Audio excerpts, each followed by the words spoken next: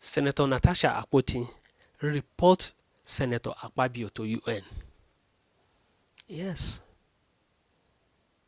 And I don't think it's the right thing for Senator Natasha Akpoti to do, submitting or reporting the Senate President to the UN. The UN, them themselves, I don't think they have any right or to summon or invite the Senate President of Federal Republic of Nigeria. Or before I say anything now, let me play the video of Senator Natasha reporting the case to the Senate, to the UN. Good afternoon, President of the IPU. Good afternoon, colleagues. I come with a heavy heart from Nigeria, but first I'd like to apologize to Honorable Kafila Ogbara. I am not here to bring shame to our country. I'm here to seek help for the women of Nigeria. Again, my name is Senator Natasha Akpoti-Uduaghan. 5 days ago, on the 6th of March 2025, I was suspended. As a senator, I was suspended illegally because I submitted a petition of sexual harassment against the President of the Nigerian Senate, Senator Godswill Akpabio. I thought that by submitting the petition, he would recuse himself, and both of us would submit ourselves to the Committee on Ethics, Privileges and Public Petition for a fair and transparent investigation. But unfortunately, I was silenced and I was suspended. I was suspended for 6 months, amongst many other stringent conditions, such as taking away my security, taking away all the officials, vehicles, and other items that were handed over to me as a senator. My salaries will be cut off. I must not appear anywhere near the National Assembly.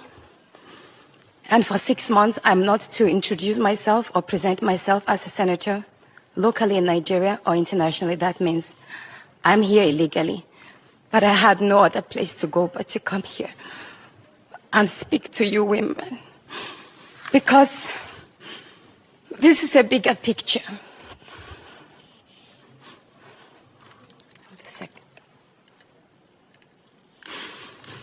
This is a bigger picture. It depicts the crisis of women political representation. My suspension is not just about me. It's about the systemic exclusion of women from political leadership in Nigeria. Women make up 3.6% of political offices, and in the Senate, it's just 2.8%. We have 109 men, and only 4 of us are women. So right now, it's 108 with only 3 women.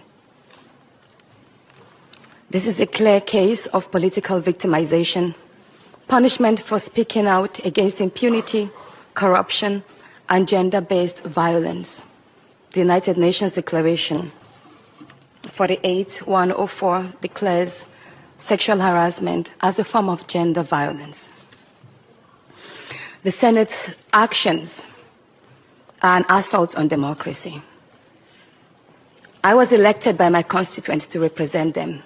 Yet a few powerful men have unilaterally decided to silence their voices by suspending me for 6 months. My call for an open and transparent investigation into harassment allegations have been met with hostility instead of accountability.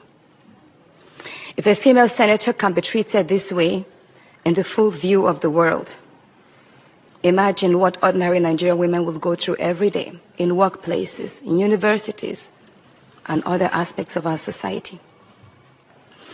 A culture of harassment and silencing must end. And this is not just a Nigerian issue. It is a global one. Women in politics, media, and businesses face threats, intimidation, and violence for simply demanding fairness. From sex for grades scandals in universities to harassment in workplaces and political spaces, Nigerian women have constantly been forced into silence. We need stronger legal protections and a zero culture tolerance for gender-based discrimination and intimidation. My call to the international community is such that the world must not stay silent as democracy and women's rights are rolled back in Nigeria. I call on human rights organizations, women movements, and democratic institutions to hold the Nigerian Senate accountable. Nigeria needs global partners to push for women's political inclusion, safety, and protection from political harassment. You may ask, what are my next steps? I will resist the political intimidation. In the past few days, a number of my colleagues, my male colleagues, have reached out to me and said, Natasha, all you need to do is apologize and retract your statements. And I told them I am not going to apologize. I will not apologize for my truth.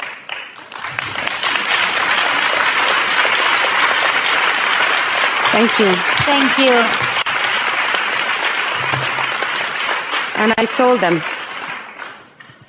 that I will stand the 6-month suspension, and the very first day I return, I will represent my petition on sexual harassment.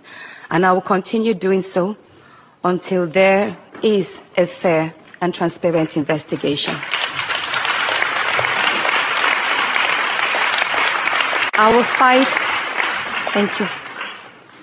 I will fight this injustice and continue to represent my constituents, whether the Senate wants to hear me or not. I will work with women's group, civil society, and legal teams to ensure that this unconstitutional suspension is quashed. This is bigger than me. This is about ensuring that no other woman in politics or public office will ever be silenced again. Thank you so much. Okay. If you watch the video, I think when I don't hear. For me, she for no just go there first. She for first take Senator Akpabio to court in Nigeria here first. I don't know. Our system, our judiciary system here is something else. It's something else.